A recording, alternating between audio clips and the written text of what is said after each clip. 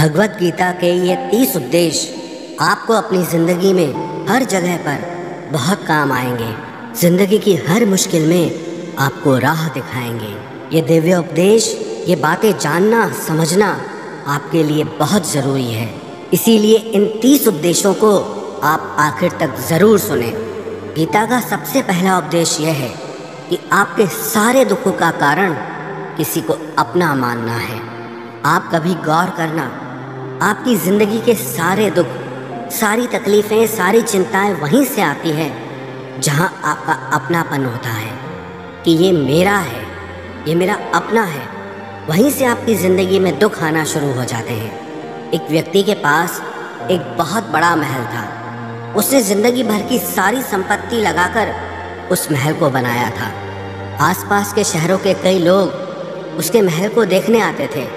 कई बड़े बड़े सेठ उसके महल को खरीदने की कोशिश करते थे, पर वो महल उसका अहंकार था, उसकी जीने की वजह था। उसका उस महल में बहुत मोह था। एक दिन उसके महल में आग लग गई और वो कहीं बाजार गया हुआ था। जब वो घर लौट कर आया तो उसने देखा कि मेरा महल आग में जल रहा है। अपने घर को आग में जलता हुआ देखकर उससे इतना दुख हुआ। उसने कहा, अगर ये महल नहीं रहेगा तो मैं भी जिंदा नहीं रहूँगा। अगर मेरा महल ही जल रहा है तो मैं जी के क्या करूँगा। वो भी उसी आग में छलांग लगाने की कोशिश करने लगा। तो किसी ने उसे रोक लिया कि भाई, ये जो तुम्हारा महल है, इस महल का सौदा कल तुम्हारे बेटे ने किसी के साथ कर लिया है। जब उसे पता चला कि ये महल अब मेरा नहीं रहा, किसी और का हो चुका है, तो उसकी सारी चिंता खत्म हो गई। जैसे और लोग उस जलते हुए महल को देखकर तमाशा देख रहे थे, वैसे ये भी खड़ा हो गया। इतनी ही देर में उसका बेटा आया। वो अपने बेटे को देखकर बहुत प्रसन्न हुआ। उसे आशीर्वाद देने लगा कि तेरे जैसा बेटा तो बहुत भाग्यों से मिलता है। तूने तो मेरी ज़िंदगी बचा ली। आज इस घर में आग लगी है और तूने कल ही इसका सौदा कर दिया। वो अपने पिताजी से कहने लगा कि पिताजी, मैं इस महल के सौदे के लिए बात तो करने गया था, पर सौदा अभी पक्का हुआ नहीं है। जब उसके पिता ने ये सुना कि अभी इस महल का सौदा हुआ नहीं है, तो वो फिर फूट फूट के रोने लगा, फिर अपनी छाती पीटने लगा। महल वही है, इंसान वही है, लेकिन जब महल मेरा है तब वो दुख भी देता है, खुशी भी देता है। लेकिन जब वो मेरा नहीं है, उससे मेरा कोई रिश्ता नहीं है, तो सारे दुख ही खत्म हो जाते हैं। ऐसे ही ज़िंदगी में जब किसी जगह को, किसी इंसान को, किसी रिश्ते को, किसी काम को हम अपना मान लेते हैं, मेरा मान लेते हैं, तो वहीं से ही सारे दुखों की शुरुआत होती है, वहीं से हर तकलीफ़ की शुरुआत होती है। तो श्रीमद् भगवत गीता का पहला उपदेश यही है कि आप जैसे ही किसी को अपनी ज़िंदगी जीने की वजह मान लेते हो कि इसके बिना तो मैं जी ही नहीं सकता, तो वो चीज़, वो इंसान, वो काम आपको बहुत दुख देता है। गीता का दूसरा उपदेश ये है कि अवश्यमेव भोक्तव्यम कृतं कर्म शुभाशुभम, कि आपने कोई भी कर्म किया हो उसका फल आपको जरूर भोगना पड़ेगा। अगर आपने अच्छे कर्म किए हैं तो जाने अनजाने किसी मुश्किल वक्त में आपको वो आपके अच्छे कर्म उस मुश्किल वक्त से बचा लेंगे। अगर आपने गलत कर्म किए हैं, पाप किया है, तो उसकी सज़ा भी आपको ज़रूर मिलेगी। वो इंसान कितना ही छुप कर कर्म करे, चाहे वो कितना ही चालाकी से कर्म करे, लेकिन कहते हैं कि उस परमात्मा के, ईश्वर के चारों तरफ कैमरे लगे हुए हैं। हमारे एक एक कर्म पर वो प्रकृति, वो परमात्मा अपनी दृष्टि बनाए रखते हैं। हमारे एक एक कर्म का हिसाब होता है। एक गांव में 2 मित्र रहते थे। उन दोनों ने विचार किया कि इस गांव में हम धन नहीं कमा पा रहे। वो दोनों धन कमाने के लिए शहर में चले गए। कुछ वर्ष वहाँ रहकर उन्होंने काफ़ी धन कमाया। फिर सोचा कि अब हम अपने घर वापस चलते हैं। पर्याप्त मात्रा में हमने धन कमा लिया है। उस समय पे यातायात की इतनी सुविधाएं नहीं होती थी। वो अपने बैलों पर ही यात्रा कर रहे थे।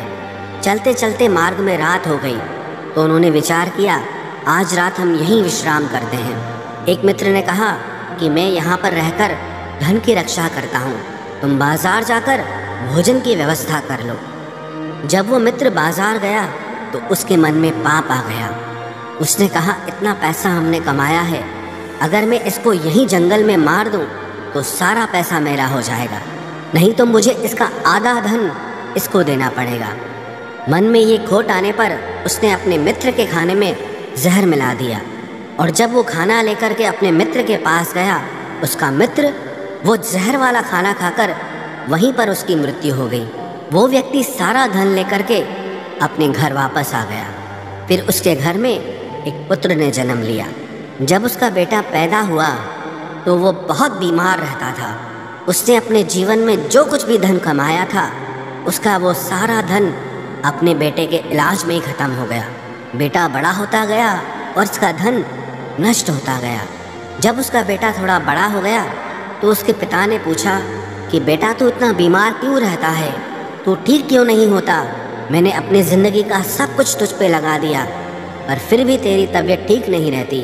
तो उसके बेटे ने बोला, कौन सा बेटा और कौन सा पिता? मैं तेरा वही मित्र हूँ जिसको तूने जंगल में जहर दे के मार दिया था, लेकिन मैं अपना वही हिसाब पूरा करने के लिए तेरे पुत्र के रूप में तेरे घर में आया हूँ। अब मेरा तेरा हिसाब बराबर और मेरा जीवन अब यही समाप्त होता है। तो गीता का उपदेश हमें यही सिखाता है, कोई अपने आप को कितना भी चालबाज समझता हो, होशियार समझता हो, लेकिन अगर उसने गलत कर्म किया है, चाहे आज नहीं तो कल उसे उसका फल भोगना ही पड़ेगा। कोई भी व्यक्ति अपने किए हुए कर्म से बिना उसको भोगे कभी छूट नहीं सकता। गीता का तीसरा उपदेश यह है कि आज में जियो, कल की चिंता करना छोड़ दो। जो भी व्यक्ति अपने बीते हुए कल या अपने आने वाले कल में खोया रहता है, वो ज़िंदगी में कभी खुश नहीं रह सकता। आपको ज़िंदगी में खुशी सिर्फ और सिर्फ तब मिल सकती है जब आप वर्तमान में जी सके, आज के आनंद को जी सके। बीते हुए कल का और आने वाले कल का कोई वास्तविक अस्तित्व नहीं होता, वो सिर्फ आपकी बुद्धि और आपके विचारों में होता है। उसकी कोई वास्तविकता नहीं होती, उसे सिर्फ आप अपने मन के अंदर और बुद्धि के अंदर जीते हैं। लेकिन जिसे आप वास्तविकता में जीते हैं, वो आपका आज होता है, वो आपका चल रहा पल होता है। अगर आप अपने मन और बुद्धि को अपने कल में अटका के रखेंगे, अपने भूतकाल और भविष्यकाल में अटका के रखेंगे, तो याद रखना आप कभी खुश नहीं रह पाएंगे। और अगर ज़िंदगी में खुश रहना चाहते हैं तो आज में और इसी पल में जीना सीखें। गीता का चौथा उपदेश यह है कि जो आपके साथ अधर्म करे, पाप करे, गलत करे, उसे दंड ज़रूर देना चाहिए। अगर आप उसे सहते हैं तो वो आपके साथ और गलत करता है। अगर आप उसे सहते हैं तो उसके पाप में आप भी भागीदार हो जाएंगे। अर्जुन श्री कृष्ण से कहने लगा कि जिनसे मैं युद्ध करने जा रहा हूँ, ये सब मेरे भाई हैं, मेरे गुरुजन हैं, मैं इनके सामने कैसे हथियार उठाऊं, इनको कैसे मारूं? तो भगवान श्री कृष्ण ने अर्जुन से कहा कि जिन्हें तू अपना मानता है वो सब अधर्मी हैं, वो पाप के पक्ष में खड़े हैं, और अगर तू इनका वध नहीं करेगा, युद्ध नहीं करेगा, तो समाज में और भी पाप बढ़ेगा। क्योंकि जब कोई ऐसे पापियों को नहीं रोकता है तो ये और भी ज़्यादा पाप करते हैं। ऐसे ही जब आपके साथ कोई गलत करता है, आपको चोट पहुंचाता है, दुख पहुंचाता है, और आप वो चुपचाप सहते रहते हैं, तो उससे सामने वाले को बल मिलने लगता है, वो आपको कमज़ोर समझने लगता है, और आपके साथ गलत करने को वो अपना हक समझने लगता है। लेकिन जब आप उसके गलत व्यवहार को, उसके अधर्म को रोक लेते हैं, उसका विरोध करते हैं, तब वो अपनी सीमा में रहना सीख जाता है। ये कलयुग है। अगर इस ज़माने में आपको खुश रहना है तो आपको अपनी रक्षा खुद ही करनी होगी। कोई आपके साथ गलत करे तो उसको कभी नहीं सहना चाहिए, बल्कि उसका सामना करना चाहिए। गीता का पांचवा उपदेश ये है कि किसी से भी हद से ज़्यादा मोह कभी मत करना। जिसमें भी आप सबसे ज़्यादा मोह लगाओगे, देखना वो आपको ज़रूर रुलाएगा। मोह के वजह से ही आप किसी के पीछे मरते रहते हैं। मोह के वजह से ही आपको कई बार अपना अपमान भी सहना पड़ता है, और कई लोगों को मोह की वजह से ही अपना अपमान दिखता तक भी नहीं है, कि सामने वाला मेरी इज्जत तक नहीं कर रहा और मैं उसके पीछे मर रहा हूँ। मोह आपकी आंखों पे ऐसी पट्टी लगा देता है कि आपको सच और झूठ दिखाई ही नहीं देता। आपको किसी इंसान का चेहरा दिखाई ही नहीं देता। आप जो देखते हैं, जो सुनते हैं, उसी पर यकीन कर लेते हैं, फिर चाहे आपको कितना ही दर्द मिल रहा हो। अगर आप किसी इंसान को ठीक से समझना चाहते हैं, किसी की सच्चाई जानना चाहते हैं, तो उसके लिए ये बहुत ज़रूरी है कि आप उसके मोह से जल्दी बाहर आ जाएं। वास्तविकता में रिश्ते दुख नहीं देते, आपका मोह आपको दुख देता है। जिस दिन मोह खत्म, उस दिन आपको किसी भी रिश्ते से कोई दुख नहीं मिल सकता, क्योंकि आपको फिर कोई फर्क ही नहीं पड़ेगा। गीता का छठा उपदेश यह है कि आप वो मत करो जो सब करते हैं, बल्कि वो करो जो आपके लिए सही है। स्वधर्मम निधनम श्रेय परधर्मो भयावह। श्री कृष्ण ने अर्जुन से कहा कि जो तेरा कर्तव्य है, जो तेरे लिए सही है, जो तुझे करना चाहिए, तू वो कर। तू कभी भी वो काम मत कर जो दुनिया कर रही है। क्योंकि अर्जुन श्री कृष्ण से कहने लगा कि ऐसे भयंकर युद्ध में पड़ने से अच्छा है कि मैं सन्यासी बन जाऊं। तो श्री कृष्ण ने अर्जुन से कहा कि सन्यासी बनना तेरा कर्म नहीं है, तेरा धर्म नहीं है, तू क्षत्रिय है। तेरा कर्म और तेरा धर्म यही है कि तू अधर्म का नाश करे, धर्म की रक्षा करे। ऐसे ही हर इंसान का एक अलग कर्तव्य होता है, एक अलग ही मार्ग होता है। तो कभी भी उस मार्ग पे मत जाना जहाँ सारी भीड़ जा रही हो। कभी भी वो काम मत करो जो दुनिया करती है, कि आजकल ये ट्रेंड हो गया है, ये फैशन हो गया है, सब करते हैं इसलिए हम भी कर रहे हैं। सारी भीड़ यही काम कर रही है इसलिए हम भी यही कर रहे हैं। अगर आप वो करोगे जो भीड़ कर रही है, तो आप भी उसी भीड़ में कहीं खो जाओगे। लेकिन अगर आप वो करोगे जो आपके लिए सही है, जो आपकी प्रतिभा है, तो दुनिया की सारी भीड़ में भी आप सबसे अलग नजर आओगे। गीता का सातवां उपदेश यह है कि जिंदगी में धोखा अपने ही देते हैं, क्योंकि उनको आपकी कमजोरियों का पता होता है। बाहर वाला आपको धोखा नहीं दे सकता, क्योंकि उसको आपके बारे में पता ही नहीं है कि आपको चोट कहाँ पहुँचती है। लेकिन जो आपका अपना है, आपका खास है, उससे बहुत गहराई से पता होता है कि इसकी कमजोरी क्या है, क्या ऐसा करें जिससे इसको दर्द पहुंच सकता है, जिससे इसको हम नीचा दिखा सकते हैं, इसको चोट पहुंचा सकते हैं। ये कलयुग है, इसमें बाहर वालों से नहीं, जो हमारे अपने हैं उनसे ही सावधान रहना होता है। महाभारत का युद्ध दो अलग राजाओं में नहीं हुआ, बल्कि एक ही परिवार के भाइयों में हुआ था। सब आपस में एक ही वंश के लोग थे। कितनी बार दुर्योधन ने जहर देकर के भीम को मारना चाहा, न जाने कितनी बार दुर्योधन ने पांडवों को जान से मारने की कोशिश की। वो उसका पराया नहीं था, उसका भाई था। सारी लड़ाइयाँ घर के अंदर ही होती है, बाहर कौन लड़ेगा हमसे? घर में ही सारे झगड़े होते हैं। तो आपको चोट सिर्फ वही लोग पहुंचा सकते हैं जो आपके अपने हैं। आपको धोखा सिर्फ वही लोग दे सकते हैं जो आपके अपने हैं। गीता का आठवां उपदेश यह है, जो इंसान अपनी रक्षा खुद नहीं कर सकता, उसकी रक्षा भगवान भी नहीं कर सकते। श्री कृष्ण ने अर्जुन से कहा, तस्मात् सर्वेषु कालेषु माम अनुस्मर युध्य च, कि हे अर्जुन, तू हर काल में मेरा स्मरण करते रहना और युद्ध भी करते रहना। अर्जुन ने श्री कृष्ण से पूछा कि ये युद्ध तो कुछ दिनों में समाप्त हो जाएगा, लेकिन आप कह रहे हैं कि तू हमेशा मेरा स्मरण करता रहे और युद्ध करते रहना। हमेशा युद्ध करने का क्या मतलब है? तो श्री कृष्ण ने अर्जुन से कहा कि ये जिंदगी ही रणभूमि है। इस जीवन में सुख दुख आते रहेंगे और तुझे उनका डट के मुकाबला करना है। श्री कृष्ण ने ये नहीं कहा कि तू चुप करके बैठ जाना और मैं लड़ाई करूँगा। बहुत गहराई है गीता के ज्ञान में। हमारे जीवन की डोर भी संभाल के ईश्वर बैठे हैं, लेकिन युद्ध हमें ही करना है। ईश्वर को याद करना है कि हे ईश्वर, मुझे शक्ति देना, मुझे समझ देना, मुझे बुद्धि देना, ताकि मैं अपनी ज़िंदगी की सारी लड़ाइयाँ जीत सकूं, मैं ज़िंदगी में सही मार्ग पे चल सकूं। लेकिन आपको अपनी लड़ाई भी खुद लड़नी पड़ती है। जो लोग ये कहते हैं कि हम कुछ नहीं करेंगे, सब वो ईश्वर करेगा, तो कहते हैं कि आलसी इंसान को देखकर तो भगवान भी घबरा जाता है। कि ये कुछ नहीं करेगा। भगवान ने बुद्धि दी है, समझ दी है। ईश्वर आपको प्रेरणा देते हैं, शक्ति देते हैं, लेकिन आपको अपनी रक्षा स्वयं ही करनी होगी। गीता का नवा उपदेश यह है कि कोई भी ऐसी गंदी आदत खुद को मत लगने देना जो आपकी जिंदगी बर्बाद कर दे। कहीं न कहीं महाभारत का ये युद्ध एक जुआ की आदत की वजह से ही शुरू हुआ था। सारा खेल वहीं से शुरू हुआ था।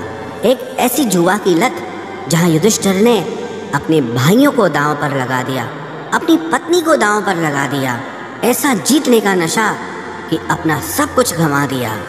ऐसे ही हम भी अपनी ज़िंदगी में जब कोई ऐसी गंदी आदत लगा देते हैं, चाहे वो कोई भी हो, चाहे वो नशे की हो, मोबाइल की हो, किसी इंसान की हो, कोई गलत काम करने की हो, कोई भी गलत आदत जो आपको बर्बाद कर सकती है, अगर आप उसको नहीं छोड़ोगे तो आपका सब कुछ खत्म हो जाएगा।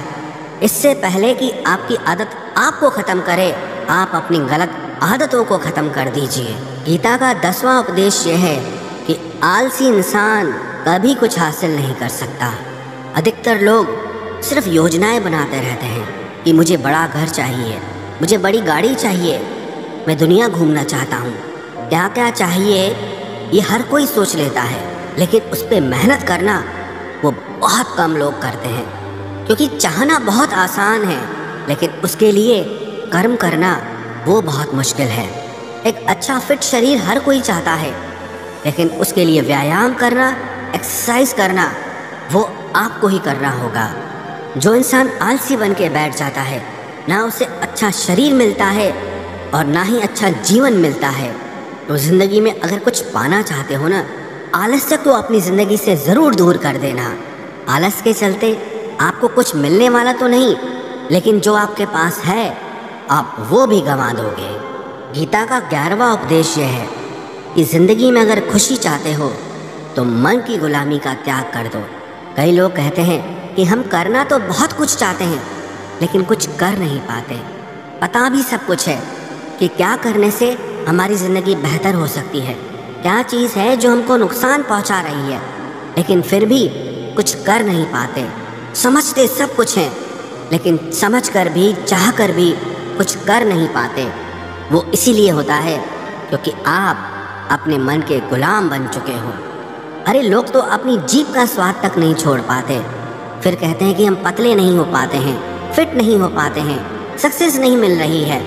क्योंकि जो आपको करना चाहिए आप वो करते नहीं हैं।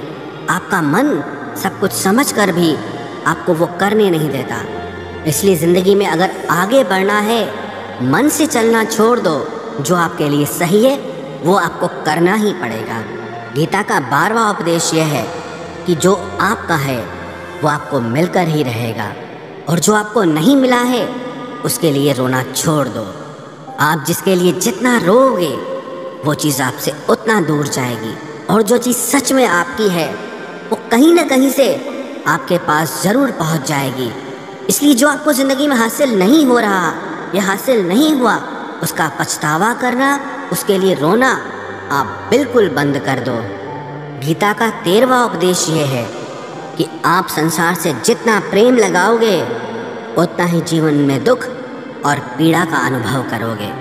गीता का 14वां उपदेश यह है कि जिस इंसान को बात बात पर क्रोध आता है, सुख और शांति उसके जीवन में कभी नहीं आ सकते। क्योंकि जो इंसान बहुत ज़्यादा क्रोधी होता है ना, उसके सारे मित्र उसे छोड़कर चले जाते हैं। वो मन में भी कुढ़ता रहता है, वो अपने मन में भी दर्द में ही जीता है, तकलीफ में ही जीता है। ज़्यादा गुस्सा करके, ज़्यादा क्रोध करके जो भी आपके पास है, देखना आप उसे भी नष्ट कर दोगे। और ऐसे इंसान को शांति तो कभी मिलने वाली नहीं है। इसलिए अपनी ज़िंदगी में शांति चाहते हो तो बात बात पर गुस्सा करना छोड़ देना चाहिए। गीता का 15वां उपदेश ये है कि चाहे आप किसी की मदद करो या ना करो, लेकिन जानबूझकर कभी किसी का दिल नहीं दुखाना चाहिए। क्योंकि जब किसी का दिल आपकी वजह से दुखता है ना, तो याद रखना आपको भी वो दर्द एक दिन ज़रूर मिलेगा। क्योंकि जब आप किसी का दिल दुखाते हैं तो आपको पता नहीं चलता, लेकिन जब कोई आपका दिल दुखाता है तब आपको समझ में आता है कि दिल पर चोट लगने से कितना दर्द होता है।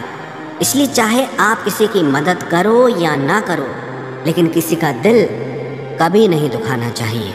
गीता का 16वां उपदेश ये है, जो मुश्किल वक्त में, जो दुख के समय में आपका साथ दे, सिर्फ वही आपका अपना है, बाकी सब पराए हैं।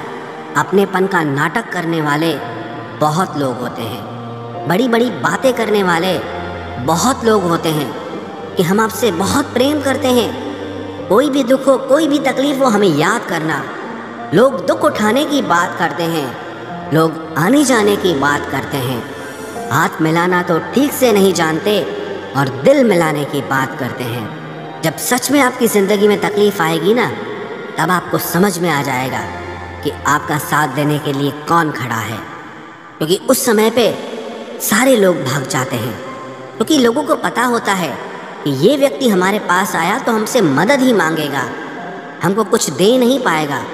लोग आपसे सिर्फ तभी रिश्ता रखते हैं कि आप उन्हें कुछ दे सकते हैं, आपसे उन्हें कुछ फ़ायदा हो सकता है।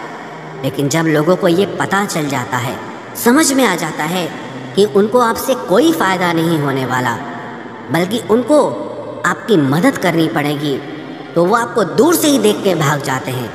इसलिए जो आपके मुश्किल वक्त में आपके साथ खड़ा हो जाए, सिर्फ वही आपका अपना होता है, बाकी इस दुनिया में सब पराए हैं। क्योंकि सिर्फ अपना अपना कह देने से कोई अपना नहीं हो जाता। गीता का 17वां उपदेश यह है कि जो कुछ भी होता है अच्छे के लिए होता है, जो हो रहा है वो भी अच्छे के लिए हो रहा है, और जो आने वाले भविष्य में होगा वो भी अच्छे के लिए होगा। हालांकि ये बहुत गहरी बात है।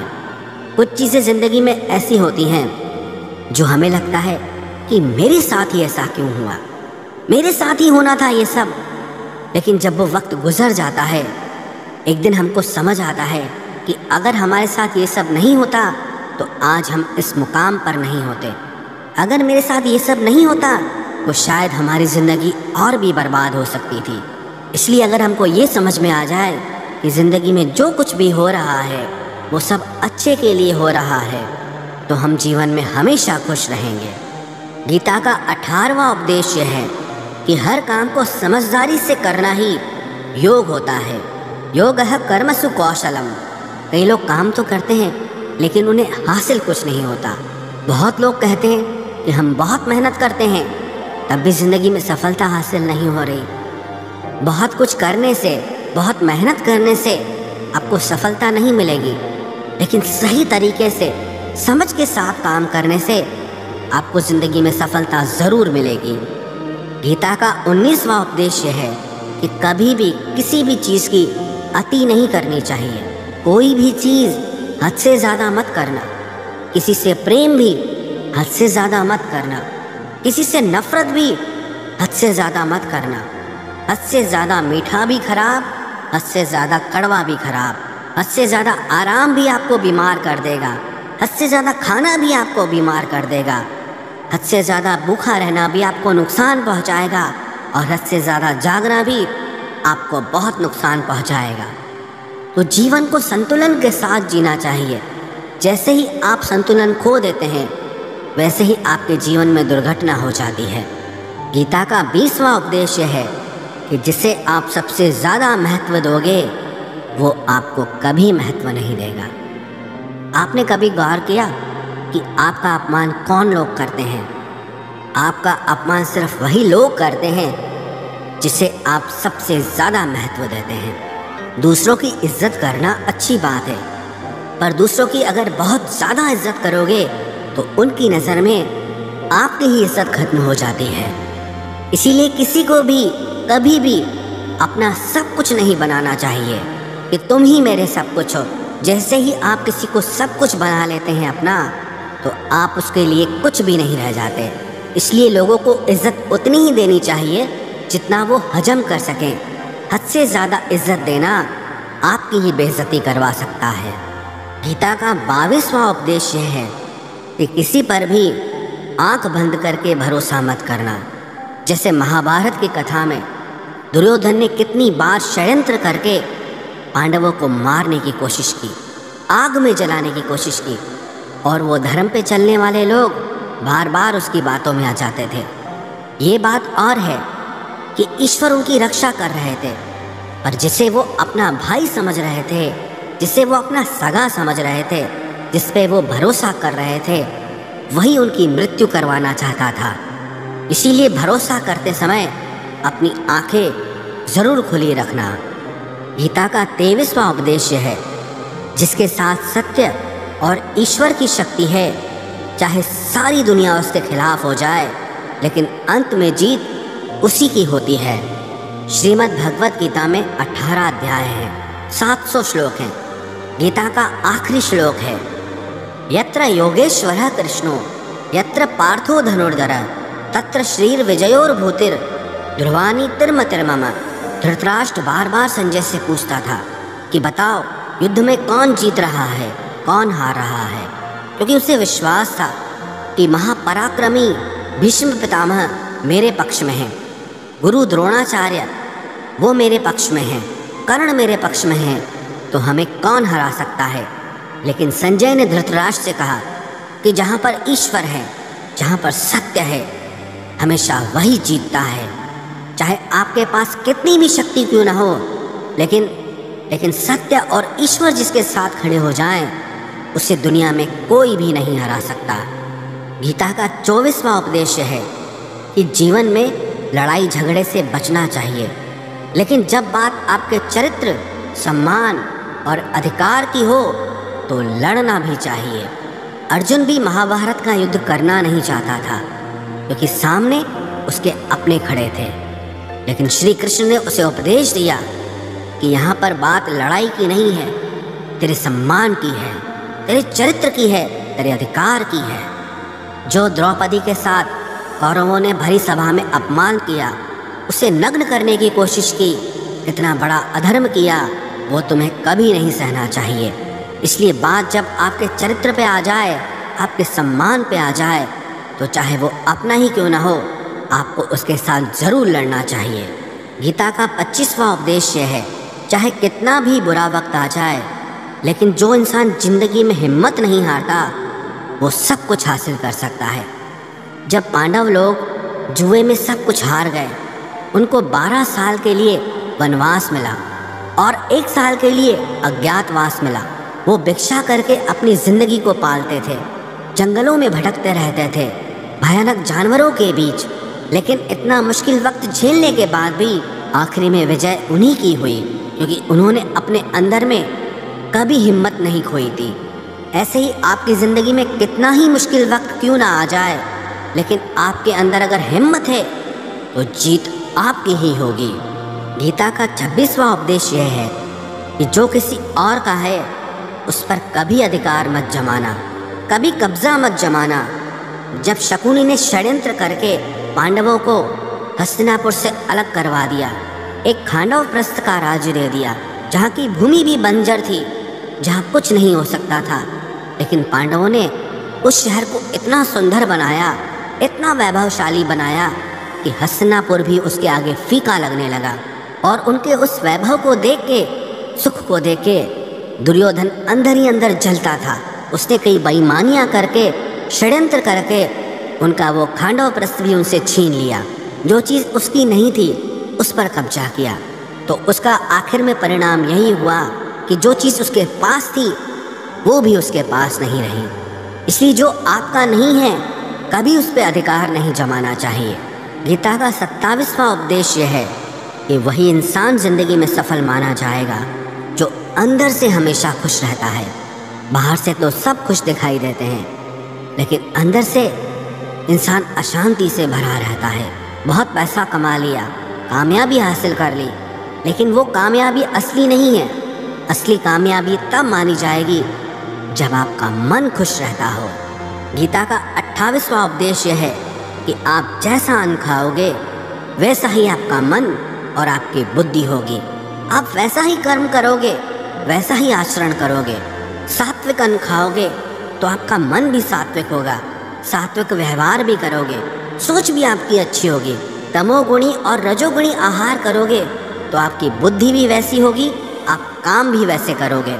श्री कृष्ण ने भगवत गीता में सात्विक, राजसी और तामसी इन तीनों आहारों का विस्तार से वर्णन किया है कि क्या खाना चाहिए, क्या नहीं खाना चाहिए। पर सार यही है, जो मनुष्य सात्विकता से भोजन करता है, सात्विक भोजन करता है, उसे जीवन में शांति और सुख ज़रूर मिलते हैं। गीता का 29वां उपदेश है कि बुरा इंसान कभी अपनी बुराई नहीं छोड़ेगा। चाहे आप उसके साथ कितना भी अच्छा चलो, वो आपको तकलीफ़ देगा ही देगा। इसलिए जो जैसा है आप उसके साथ वैसा ही व्यवहार करो।